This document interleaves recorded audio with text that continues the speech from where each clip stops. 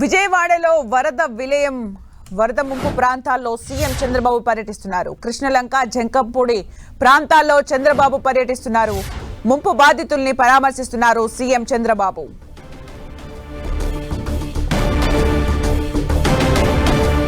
Right, మనము screen పైన చూడొచ్చు. ఏపీ సీఎం చంద్రబాబు నాయుడు అక్కడ పర్యటిస్తూ ఉన్నారు. విజయవాడలో వరద విలయం సృష్టిస్తోంది.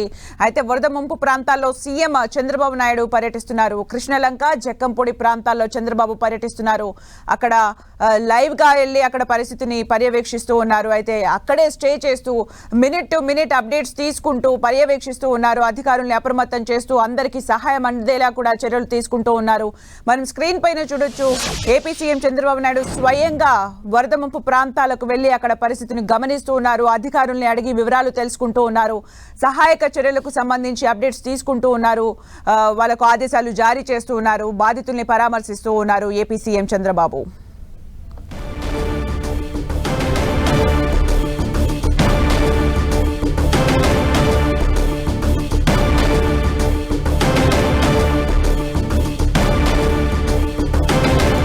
మరిన్ని అప్డేట్స్ మా ప్రతినిధి రవిచంద్ అందిస్తారు. రవిచంద్. సుమిత్ర, ముఖ్యమంత్రి చంద్రబాబు నగరంలో 2 గంటల పాటు విస్తృతంగా పర్యటించారు. మొత్తం కూడా ఇక్కడ కృష్ణలంక కావచ్చు, జక్కంపూడి కాలనీలో వరద పరిస్థితి గురించి తెలుసుకున్నారు. స్వయంగా ఆయన బుల్డోజర్ల వెహికల్ లో కూడా ఎక్కి ఆయన మొత్తం కూడా అక్కడ ఆయన తిరిగి మొత్తం పరిశీలించారు. మొత్తం ఎక్కడెక్కడ ఇబ్బందిగా ఉంది, ఎక్కడ పరిస్థితి ఏ విధంగా ఉంది అనేది ఆయన క్షేత్రస్థాయిలో పరిశీలించారు. ఆయన 2 గంటల పాటు మొత్తం లోతట్టు ప్రాంతాలన్నీ తిరిగి మరలా కలెక్టరేట్ కి తన క్యాంపు కార్యాలయంలో చూస్తున్నారు. ఇక్కడికి వచ్చారు. ఉన్నతాధికారులందరినీ పిలిపించారు. మంత్రులు వచ్చారు. అచ్చెన్నాయుడు, నారా లోకేష్, అదేవిధంగా కొల్లు రవీంద్ర, కొండపల్లి శ్రీనివాసరావు, పలువురు మంత్రులంతా ఇక్కడ, అనిత తదితర మంత్రులంతా ఇక్కడికి రావడం జరిగింది. వీరంతా కూడా ఎప్పుడు పరిస్థితి అప్పుడు ఇక్కడ తెలుసుకుంటూ ఉన్నారు. చంద్రబాబు వీరితో మాట్లాడుతున్నారు. ఎందుకంటే ఇక్కడ కొత్తగా ఏదైతే డ్రోన్స్ సహాయంతో ఆహారం పంపిస్తే ఎలా ఉంటుంది అనేది కూడా చెక్ చేస్తూ ఉన్నారు. ఇప్పుడే హెలికాప్టర్ ద్వారా ఆహార పదార్థాలు అయితే పంపిస్తున్నారు. నారా లోకేష్ ప్రత్యేకంగా మంత్రుల మధ్య సమన్వయం చూస్తున్నారు. 2 డివిజన్లకు ఒక మంత్రి చొప్పున ఇక్కడ బాధ్యతలు అప్పగించారు. వారంతా కూడా ఫీల్డ్ లో పనిచేస్తున్నారు. రామానాయుడు, కొల్లు రవీంద్ర, అనిత అహర్నిశలు అయితే కష్టపడుతూ ఉన్నారు. నిన్నటి నుంచి కూడా వాళ్ళు ఫీల్డ్ లో పనిచేస్తున్నారు. వారందరితో కూడా చంద్రబాబు ఇప్పుడు సమీక్ష నిర్వహిస్తున్నారు. ఎందుకంటే 12 డివిజన్లు పూర్తిగా దెబ్బతిన్నాయి. దాంట్లో 2 డివిజన్లు ఒక మంత్రి చొప్పున బాధ్యతలు అప్పగించారు. మంత్రి పార్వసారథి కూడా ఇప్పుడే ఇక్కడికి చేరుకున్నారు. ముఖ్యమంత్రి చంద్రబాబు కూడా ఎక్కడైతే రిటైనింగ్ వాల్ ఎక్కడైతే ఉందో ఆ రిటైనింగ్ వాల్ ఉన్న ప్రాంతంలో కూడా ఇప్పుడు వరకు తిరిగి వచ్చారు. ఎట్లా అంటే రిటైనింగ్ వాల్ చాలా హైట్ గా కట్టినప్పటికి కూడా రిటైనింగ్ వాల్ దాటి కూడా వాటర్ వస్తున్న పరిస్థితి అయితే ఇక్కడ ముఖ్యమంత్రి గమనించారు. ఇది చాలా తీవ్రమైన వరద వచ్చే పరిస్థితిలాగా కనిపిస్తుంది. ఎందుకంటే 12 లక్షల క్యూసెక్ల వరద ఇప్పుడు వరకు వస్తుందని భావిస్తున్నారు. ఈ సాయంత్రానికి కొంత తగ్గుతుందని అధికారులు చెప్తున్నప్పటికీ కూడా ఇక్కడ వాతావరణం చూస్తే కనుక మరోసారి వర్షాభావంలా కనిపిస్తుంది. వర్షం వచ్చే విధంగా కూడా ఆకాశం అంతా మేఘాకృతమై కలుపుతుంది. దీని పట్ల అధికార యంత్రాంగం మొత్తం కూడా ఆందోళన అయితే వ్యక్తం చేస్తున్నారు. ముఖ్యమంత్రి మాత్రం ఎప్పటికప్పుడు ఇక్కడ సమీక్షలో నిర్వహిస్తున్నారు. కేంద్ర సహాయం కూడా తీసుకుంటూ ఉన్నారు. ఇక్కడ మనం చూస్తున్నాం, అక్కడ డ్రోన్ ద్వారా ఆహార పదార్థాలను పంపించేందుకు ఒక ప్రాక్టికల్స్ అయితే చేస్తున్నారని చెప్పుకోవచ్చు. ఎందుకంటే ఇది ఏదైతే ఈ డ్రోన్ ఉందో ఇది పెస్టిసైడ్స్ కొట్టే విధంగా కూడా వాడుకుంటూ ఉంటారు. దీని ద్వారా ఎమర్జెన్సీ మెడిసిన్స్ కావచ్చు, అదేవిధంగా ఆహార పదార్థాలు కావచ్చు. ఎందుకంటే మనుషులు చేరలేని ప్రాంతానికి డ్రోన్ని పంపించి అక్కడ ఉన్న పరిస్థితిని మొత్తం కూడా అంచనా వేసుకొని వారికి ఏది అవసరమైతే అది పంపించేందుకు ప్రయత్నిస్తున్నారు. ఇప్పుడు వరకు కూడా కొన్ని చోట్లకి మందులు పంపించారు, కొన్ని చోట్లకి ఆహార పదార్థాలు పంపిస్తున్నారు, అత్యవసర వస్తువులను కూడా పంపిస్తున్నారు. ఇక్కడ ముఖ్యమంత్రి కూడా వీటిని పరిశీలించారు. ఇలాంటివి దేశవ్యాప్తంగా ఉన్న డ్రోన్స్ చాలా వరకు ఇక్కడ తెప్పించి మొత్తం కూడా చూస్తూ ఉన్నారు. ఇప్పటికే స్పీడ్ బోట్లను కూడా తీసుకొచ్చారు. మొత్తం కూడా ఎవరైతే చిక్కుకుపోయారో వరదల్లో వారందరినీ కూడా సురక్షిత ప్రాంతాలకు తీసుకొచ్చే కార్యక్రమం వేగవంతంగా జరుగుతుంది. అదేవిధంగా ఇక్కడ కూడా ఏదైతే లోతట్టు ప్రాంతాలు అవినిగడ్డ కావచ్చు, ఇటు పామరు నియోజకవర్గం, అటువైపు వేమూరు, రేపల్ల నియోజకవర్గాలు, కరకట్ట పక్కన ఉంటాయి. 10 లక్షల పైన దాదాపు 12 లక్షల వరద వస్తున్న నేపథ్యంలో అక్కడ సురక్షిత ప్రాంతాలకు తరలించే ప్రయత్నాలు అయితే ముమ్మరంగా జరుగుతున్నాయి. ఏదైతే గుంటూరు జిల్లా వైపు నాదెండ్ల మనోహర్, అదేవిధంగా గొట్టిపాటి రవి, నక్కా ఆనందబాబు లాంటి నేతలంతా కూడా ఈ పరిస్థితిని చూస్తూ ఉన్నారు. ఇటుపక్క మాత్రం ఏదైతే కొల్లు రవీంద్ర కావచ్చు, జిల్లా యంత్రాంగం, కృష్ణా జిల్లా యంత్రాంగం మొత్తం కూడా ఏదైతే అందరినీ కూడా మండలి బుద్ధప్రసాద్ కూడా అక్కడ ఎమ్మెల్యేగా ఉన్నారు, వారంతా వర్ల కుమార్ రాజా, వీరంతా కూడా అందరినీ సురక్షిత ప్రాంతాలకి తరలించి వారందరినీ కూడా సేవ్ చేసే కార్యక్రమాలు అయితే చాలా వేగంగా జరుగుతున్నాయి. ముఖ్యమంత్రి మాత్రం ఉన్నత స్థాయి సమీక్ష అయితే ప్రస్తుతాన్ని నిర్వహిస్తూ ఉన్నారు. అంటే రవిచంద్ ఎప్పటికప్పుడు అయితే సమీక్ష నిర్వహిస్తూ అప్డేట్స్ తీసుకుంటూ వాళ్ళకు సహాయం చేస్తూ ఉన్నారు. అయితే రవిచంద్ ఇప్పటివరకు 12 డివిజన్ దెబ్బతిన్నట్టుగా తెలుస్తోంది. మరి కొన్ని ప్రాంతాలకు ట్రాన్స్పోర్ట్ కానీ మొత్తం రాకపోకలు కూడా బంద్ అయిన పరిస్థితి కనిపిస్తోంది. మరి కమ్యూనికేషన్ వ్యవస్థ పైన ఎలా ఉంది ఎఫెక్ట్? అలాగే జల దిగ్బంధంలో చిక్కుకున్న వాళ్ళని గుర్తించడం జరిగిందా? వారితో కమ్యూనికేట్ చేస్తూ ఉన్నారా? పరిస్థితి ఏంటి?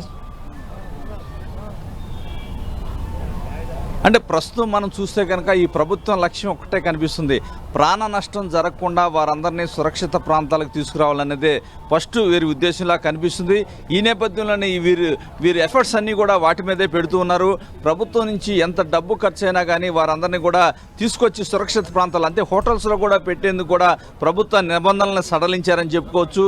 ఈ విధంగా మొత్తం ఏ ఒక్క ప్రాణ నష్టం జరగకుండా కూడా ముఖ్యమంత్రి అన్ని చూసుకుంటున్నారు. అంటే రోడ్స్ విషయానికి వస్తే నిన్న కూడా రామనాయుడిని ప్రత్యేకంగా ఇబ్రహీంపట్నం ప్రాంతంలో ఏదైతే అక్కడ కొంత అప్రోచ్ రోడ్డుని కొత్తగా నిర్మించాలి, రోడ్లన్నీ కూడా దెబ్బతిన్నాయి, అప్రోచ్ రోడ్డు కొత్తగా నిర్మించడానికి కూడా ఏర్పాటు చేస్తున్నారు.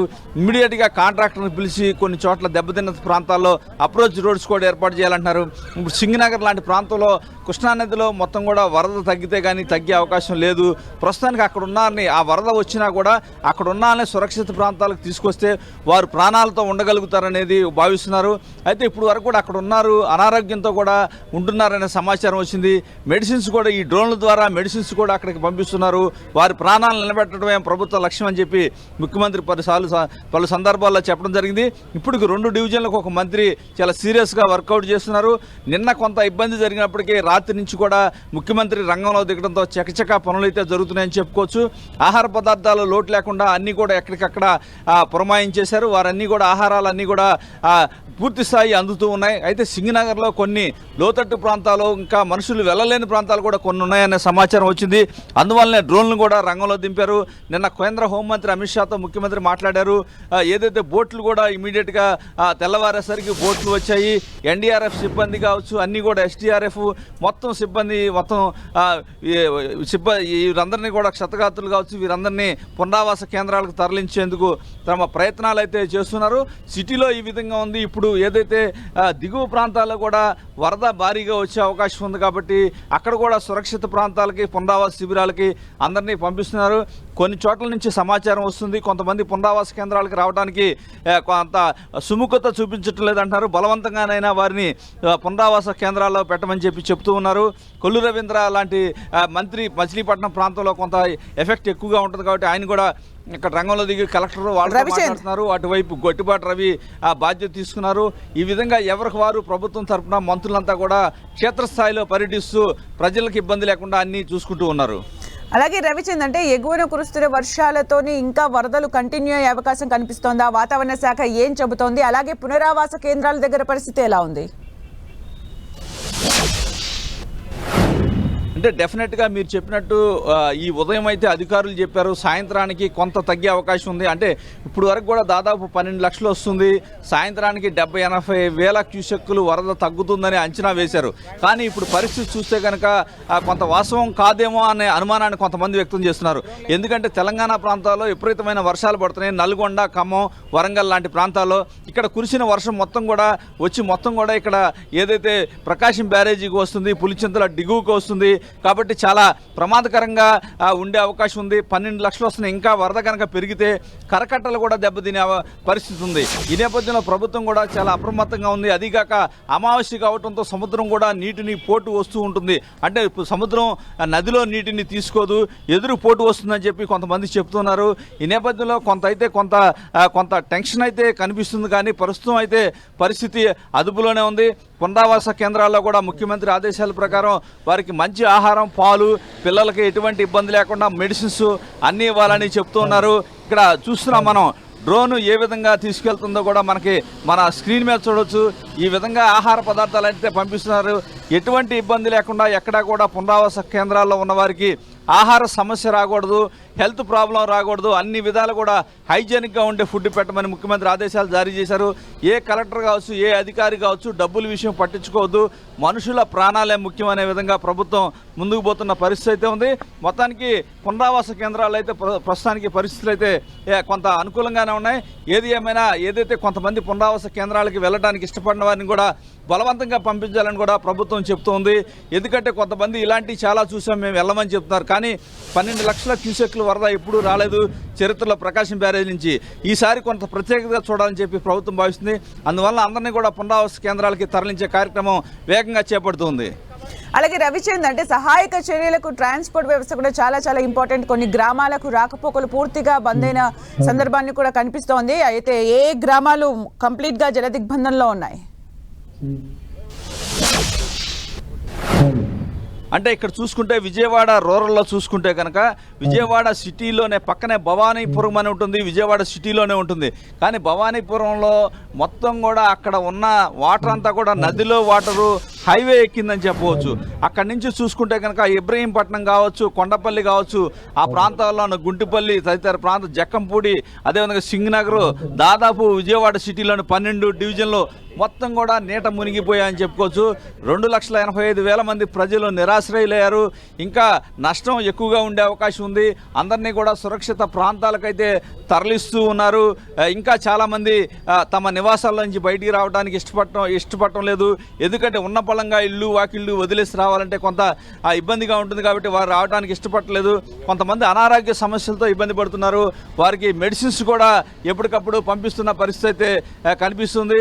ఏదేమైనా ముఖ్యమంత్రి ఆదేశాలు అయితే కనుక వారందరినీ కూడా సురక్షిత ప్రాంతాలకు తరలించండి, తర్వాత అవసరమైతే వారికి హోటల్స్లో అకామిడేషన్ ఇవ్వండి, వివిధ ఫంక్షన్ హాల్లో మాట్లాడుకోండి అని కూడా చంద్రబాబు చెప్పడం జరిగింది. రాత్రే హోటల్ అసోసియేషన్ వారిని కూడా పిలిపించారు. ఎవరు ఈ టైంలో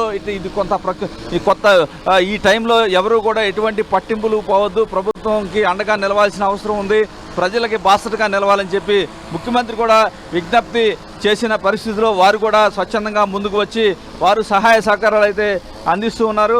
మొత్తానికి ఏదైతే ఈ వరద పరిస్థితి చూస్తే కనుక ఇప్పుడు కూడా వర్షం మరలా స్టార్ట్ అవుతున్న నేపథ్యంలో కొంత అధికారులు కూడా కొంత భయపడుతూ ఉన్నారు. ముఖ్యమంత్రి మాత్రం అధికారులతో ఎప్పటికప్పుడు మాట్లాడుతూ ఈ సమస్యని ఏ విధంగా ఏదైతే ప్రాణ నష్టం జరగకుండా ఎటువంటి చర్యలు తీసుకోవాలనే అంశంపైన ఆయన మాట్లాడుతూ ఉన్నారు.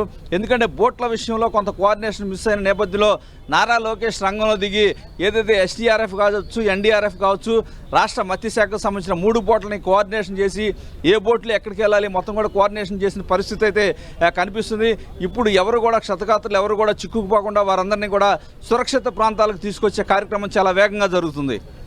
ఇంకా అంటే ఈవినింగ్ వరకు కూడా వరద ప్రభావం తగ్గే ఛాన్స్ ఉందని మీరు చెప్తున్నారు. అలాగే వర్షం కూడా పడే ఛాన్స్ ఉందని వాతావరణ శాఖ చెబుతున్న సందర్భంలో ఇంకా డేంజర్ జోన్లో ఏవైనా ప్రాంతాలు ఉన్నాయా? వాళ్ళని పునరావాస కేంద్రాలకు తరలించే ప్రయత్నంలో భాగంగా ఎలాంటి చర్యలు చేపడుతున్నారు? కొంతమంది పునరావాస కేంద్రాలకు రాము అని చెబుతున్న సందర్భంలో మరి వాళ్ళ దగ్గర ఎలాంటి చర్యలు చేపడుతున్నారు రవిచంద్?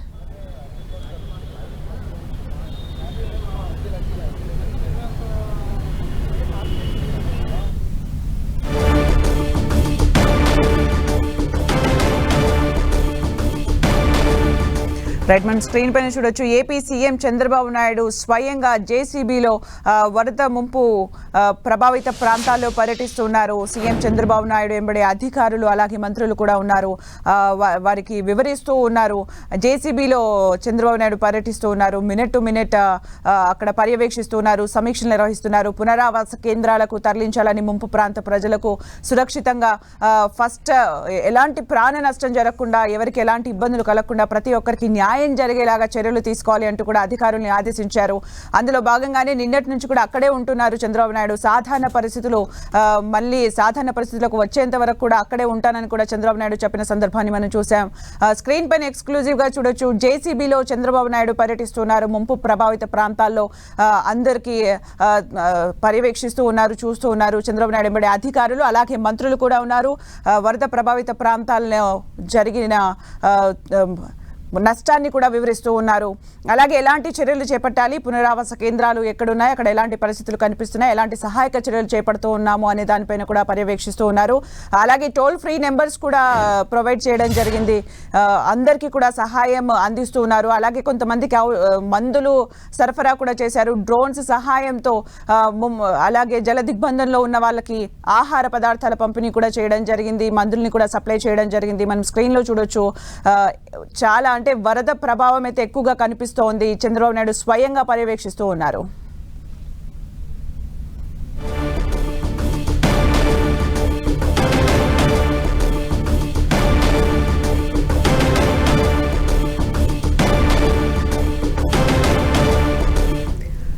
జల దిగ్బంధంలో చిక్కుకున్న వారికి ఆహార పదార్థాలు అలాగే మందుల పంపిణీ డ్రోన్ల సహాయంతో చేస్తున్నారు. మరిన్ని అప్డేట్స్ మా ప్రతినిధి రవిచంద్ అందిస్తారు. రవిచంద్, అంటే డ్రోన్ల సహాయంతో పంపిస్తున్నట్టుగా తెలుస్తోంది. ఎన్ని డ్రోన్లను ఉపయోగిస్తున్నారు? అందరికీ కూడా సహాయం అందే అవకాశం కనిపిస్తోందా? డెఫినెట్గా, ఎందుకంటే డ్రోన్లు అనేది ఒక ప్రయోగంలా చూస్తూ ఉన్నారు. ఎందుకంటే ఆహార పదార్థాలు ఎక్కువ, అంటే కొన్ని స్వల్పంగా మాత్రమే తీసుకెళ్లే అవకాశం ఉంది. 10 కేజీలు వెయిట్ మాత్రమే డ్రోన్ సహాయంతో తీసుకెళ్లే అవకాశం ఉంది. కానీ డ్రోన్తో కనుక ఇప్పుడే కొంత ఒక ప్రయోగాత్మకంగా ఇక్కడ ప్రయోగిస్తున్నారు. ఎందుకంటే మెడిసిన్స్ వరకు, అదేవిధంగా కొన్ని అత్యవసర సేవల వరకు ఉపయోగిస్తారు. కానీ ఆహారం దీని ద్వారా అందించడానికి కొంత ప్రయత్నం అయితే చేస్తున్నారు. ఆహార పదార్థాలు కూడా దాదాపు 10 కేజీల వరకు కూడా ఆహారాన్ని దీని ద్వారా పంపించవచ్చు అని కూడా చెప్తున్నారు. ఇక్కడ ఉన్నతాధికారులు ఉన్నారు. ఒకసారి ఏంటంటే డ్రోన్ ద్వారా ఏం చేయబోతున్నారు? డ్రోన్ ద్వారా హానరబుల్ చీఫ్ మినిస్టర్ గారు అలాగే తదితర ప్రజాప్రతినిధులు మాకు ఇచ్చినటువంటి ఇన్స్ట్రక్షన్ ప్రకారం డ్రోన్ ద్వారా మనం ఆహార పదార్థాలు అలాగే వాటరు మరియు మందులు ప్రజలకు చేరవేయడానికి అన్ని సమాయత్తం చేస్తూ ఉన్నామండి. ఇప్పుడు ట్రయల్ రన్స్ వేసాము, సక్సెస్ఫుల్గా వచ్చింది. సో ఇంకొక 10 డ్రోన్లు తెచ్చేసి మొత్తం రెడీ చేసేసి టీమ్స్ని ఎటు కావాలంటే అటు పంపించేసేసి సో ఈ 3 సప్లై చేయడానికి సిద్ధపడుతున్నామండి. అంటే ఎన్ని డ్రోన్స్ తెచ్చారండి ఇప్పుడు వరకు? ప్రస్తుతానికి 3 వచ్చినాయండి. ఇంకో దారిలో ఇంకొక 8 ఉన్నాయి. దాదాపు ఒక 10 వరకు వాళ్ళు డిప్లాయ్ చేస్తామండి. సో రేపటికి ఇంకా పెంచుతాము, పరిస్థితిని బట్టి, అవకాశాన్ని బట్టి. ప్రస్తుతానికి ఇది స్టేటస్. అంటే మీరు ఎన్ని సప్లై చేయగలరు డ్రోన్స్? అంటే మేము మన రాష్ట్రంలో ఉన్నటువంటి వ్యవసాయ రంగానికి వాడే డ్రోన్లన్నింటినీ కూడా ఈ దీనికి పురమాయిస్తున్నామండి. సో దీనికి కావాల్సిన మోడిఫికేషన్ చేసుకొని చేయడానికి ప్రయత్నం చేస్తున్నాము. సో మోస్ట్లీ ఒక 20-30 వరకు రేపటి సాయంత్రం కల్లా వచ్చేస్తాయండి. ప్రస్తుతానికైతే ఇవాళ సాయంత్రానికి 10 డ్రోన్లు వచ్చేస్తాయండి. అంటే ఆహారం అందించడానికి ఈ డ్రోన్లు పనికొస్తాయండి. వాటికి సంబంధించినటువంటి మోడిఫికేషన్ మీరు చూసారు కదా ఇంత వరకు. బాస్కెట్లు కట్టి తాడు కట్టేసి ఆ బాస్కెట్లో 8 కేజీల నుంచి 9 కేజీల వరకు ఆహార పదార్థాలు, నీళ్లు, మందులు నింపి సో సుదూర ప్రాంతాల్లో ఉన్న వ్యక్తులకి దాదాపు ఇక్కడి నుంచి కిలోమీటర్ డిస్టెన్స్ వరకు పంపించి డ్రోన్లని అక్కడ వాళ్ళకి అందజేయడానికి అన్ని ప్రయత్నాలు చేస్తున్నామండి. ఆచార్య ఇంజనీరింగ్ వ్యవసాయ విశ్వవిద్యాలయంలో డ్రోన్స్ కూడా ఇక్కడ తీసుకొస్తున్నామండి.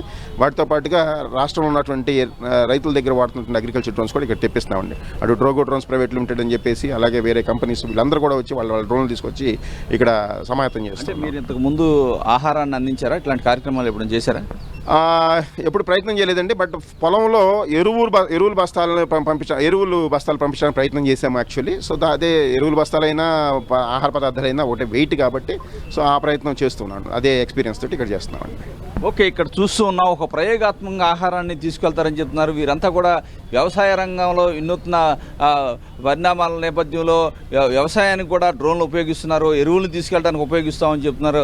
అదేవిధంగా వెయిట్ ఏదైతే 8 నుంచి 10 కేజీల వరకు ఆహారాన్ని అక్కడికి తీసుకెళ్ళి అక్కడ ఎవరైతే క్షతగాత్రులు ఎవరైతే ఉన్నారో శిబిరాల్లో కావచ్చు, నివాసాల మీద ఉన్నారో సహాయం అందక వారికి ఆహారాన్ని అందించే కార్యక్రమాన్ని కూడా చేపట్టే అవకాశం ఉందని చెప్తున్నారు.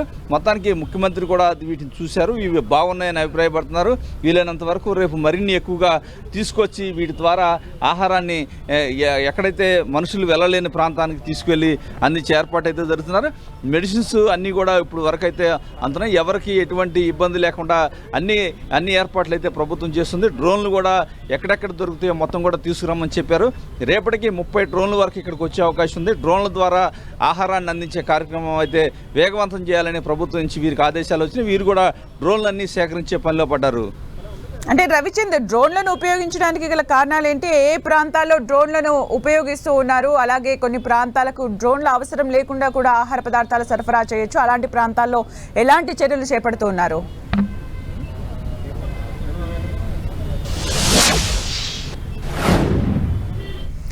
రైట్, కొన్ని ప్రాంతాలకు డైరెక్ట్ గా వెళ్ళలేని పరిస్థితుల్లో డ్రోన్లను వినియోగిస్తున్నట్టుగా తెలుస్తోంది. ఇప్పటికే ట్రయల్స్ కూడా పూర్తి చేశారు, సక్సెస్ అయినట్టుగా చెప్తున్నారు.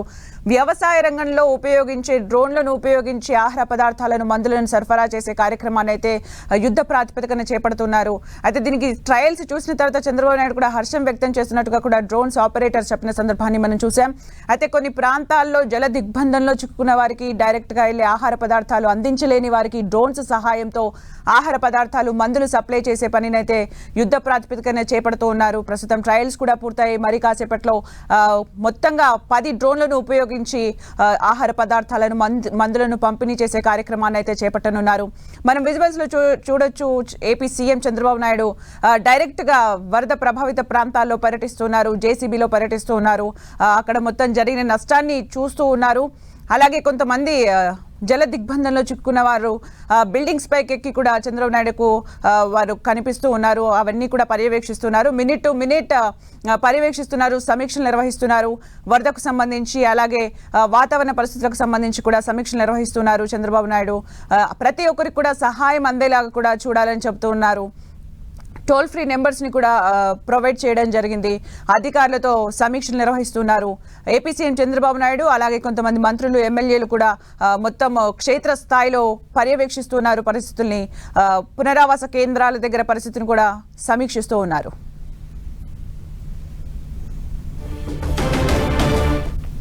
ఇక లేటెస్ట్ అప్డేట్స్ మా ప్రతినిధి రవిచంద్ అందిస్తారు. రవిచంద్. సుమిత్ర, ఏదైతే ముంపు ప్రాంతాల్లో ప్రజల్ని సురక్షిత ప్రాంతాలకు తీసుకొచ్చేందుకు ప్రభుత్వ ప్రయత్నాలు అయితే వేగంగా ముందుకు జరుగుతున్నాయని చెప్పుకోవచ్చు. ముఖ్యమంత్రి కూడా ఉదయం తెల్లవారుజామున 4 గంటల నుంచి ఆయన రోడ్ల మీదే ఉంటున్నారు. ఇప్పుడు వరకు కూడా ఆయన తిరిగి వచ్చారు. దాదాపు 4 గంటల నుంచి వివిధ ముంపు ప్రాంతాల్లో నిర్విరామంగా ఆయన పర్యటన చేస్తున్నారు. యనమల కూతురు, పడమట, రామలింగేశ్వర గారు, జక్కంపూడి ప్రాంతాల్లో ఆయన పర్యటించారు. ప్రకాశం బ్యాగేజ్ దిగువన లోతట్టు ప్రాంతాల, ఎగువ ప్రాంతాల్లో కూడా సీఎం పర్యటన చేశారు. వాహనం వెళ్ళగలిగినంత దూరం ఆయన వాహనంలో వెళ్తున్నారు. తర్వాత నడిచి కూడా బురదలో కూడా ఆయన తిరుగుతున్న పరిస్థితిని మనం గమనించాం. ఏదైతే మొత్తానికి బాధితులకి బాసటగా నేను ఉన్నానంటూ వారికైతే ఒక భరోసా అయితే కల్పిస్తున్నారని చెప్పుకోవచ్చు. స్వయంగా బాధితుల వద్దకు వెళ్ళి వారి కష్టాలు తెలుసుకున్నారు. బాధితులు చెప్పే ఫిర్యాదులు అధికారులు చెప్పి అప్పటికప్పుడు సమస్యల పరిష్కారానికి కృషి చేస్తున్నారు. బాధితులు కష్టాలు తెలుసుకుంటూనే వరద ఉధృతి, ముప్పు నివారణ తదితర చర్యలపై క్షేత్రస్థాయిలో పర్యవేక్షిస్తున్నారు ముఖ్యమంత్రి. ఇప్పుడు కూడా ఆయన తిరిగి వచ్చారు. వచ్చినా కూడా ఇక్కడ మంత్రులు కావచ్చు, ఉన్నతాధికారులతో చర్చిస్తున్నారు. ఈ ఉదయం నుంచి ఆహారం ఎంత వచ్చింది, అందరికీ ఆఖరి మనిషి వరకు చేరిందా లేదా, డ్రోన్స్లో పరిస్థితి ఏమిటి, అదేవిధంగా బోట్లు ఏ విధంగా వెళ్తున్నాయి, ఎంతమందిని సురక్షిత ప్రాంతాలకి తరలించారు తదితర అంశాల గురించి కూడా వారు అడిగి తెలుసుకుంటున్నారు. ఇక్కడ అధికారులు నారా లోకేష్ కూడా ఇక్కడ అందరినీ కూడా సమన్వయం చేసుకుంటున్న పరిస్థితి మనకి కల్పిస్తుంది. లోకేష్ కూడా మొత్తం ఎక్కడికక్కడ ఏదైతే మంత్రులందరి మధ్య కోఆర్డినేషన్ అయితే చేస్తూ ఉన్నారు. ఎందుకంటే ఇక్కడ బోట్స్ విషయంలో కూడా బోట్స్ మొత్తం కూడా ఏదైతే మత్స్య శాఖ నుంచి కొన్ని బోట్స్ వచ్చాయి, కేంద్రం నుంచి కొన్ని బోట్స్ వచ్చాయి, ఎస్డీఆర్ఎఫ్ రాష్ట్రంలో స్టేట్ ఏదైతే అక్కడి నుంచి కూడా స్టేట్ నుంచి కూడా కొన్ని బోట్స్ వచ్చాయి. ఈ 3 బోట్లని కలిపి కోఆర్డినేషన్ చేసుకోవాలి. ఎందుకంటే ఇన్ని రోజులు కూడా 2 రోజుల నుంచి కొంచెం కోఆర్డినేషన్ లేకపోవడంతో వాటిని ఉపయోగించుకోలేకపోయారు. నేపథ్యంలో ఈ రోజైతే మాత్రం లోకేష్ రావడంతో మొత్తంతో ఆయన మొత్తం కూడా వీటిని ఎట్లా ఉపయోగించుకోవాలో ఏమిటనేది ఒక ప్లాన్ ఆఫ్ యాక్షన్ అయితే వీరికి అందజేశారు. అదేవిధంగా ఆహారం పోలీసులు ఆధ్వర్యంలో పంపిస్తూ ఉన్నారు. మొత్తం కూడా సిఎస్ కూడా నీరబ్ కుమార్ ప్రసాద్ కూడా ఇప్పుడు మనకి ఆయన చంద్రబాబు దగ్గర సమావేశానికి అయితే హాజరవుతున్నారు. అందరూ క్షేత్రస్థాయిలో అందరూ కూడా రేయింబగలు పనిచేస్తున్న పరిస్థితి ఉంది. అధికారులను అయితే ముఖ్యమంత్రి పరుగులు పెట్టిస్తూ ఉన్నారు. ఆయన ఇక్కడ ఉన్న బస్సులోనే ఆయన ఉన్నారు. రాత్రి 2 గంటలు మాత్రమే ఆయన రెస్ట్ తీసుకున్నారు. మొత్తం కూడా ఆయన రాత్రి నుంచి తిరుగుతూనే ఉన్నారు. రాత్రి 2 గంటల తెల్లవారుజామున 4 ఆయన ఈరోజు టూర్ మొదలుపెట్టారని చెప్పుకోవచ్చు. ఇప్పుడే కొద్ది నిమిషాల క్రితమే ఆయన ఇక్కడ రావడం జరిగింది. ఎట్టి పరిస్థితుల్లో ఒకవేళ ప్రకాశం బ్యారేజ్ వరదకు సంబంధించి కొంత ఆందోళన అయితే ప్రభుత్వ వర్గాల్లో కనిపిస్తుంది. వీటిని కూడా వీళ్ళంత ఈ సాయంత్రానికి కొంత తగ్గుతుందేమో అని ఆశాభావం వ్యక్తం చేస్తున్నారు. కానీ వాతావరణం చూస్తే కనుక కొంత ఆందోళనకరంగా ఉంది. మరలా ఏదైతే మేఘావృతం కనిపిస్తుంది, మరలా వర్షాలు పడితే కొంచెం సహాయ కార్యక్రమాలకు ఇబ్బంది పడుతుందనే భయం అయితే వీరిలో కనిపిస్తుంది. Thank you Ravichandra for the updates. మొత్తానికి విజయవాడలో పరిస్థితి అలా కనిపిస్తోంది. Chandrababu Naidu minute to minute అక్కడ పర్యవేక్షిస్తున్నారు, సమీక్షలు నిర్వహిస్తున్నారు. ఇక మనం ఖమ్మం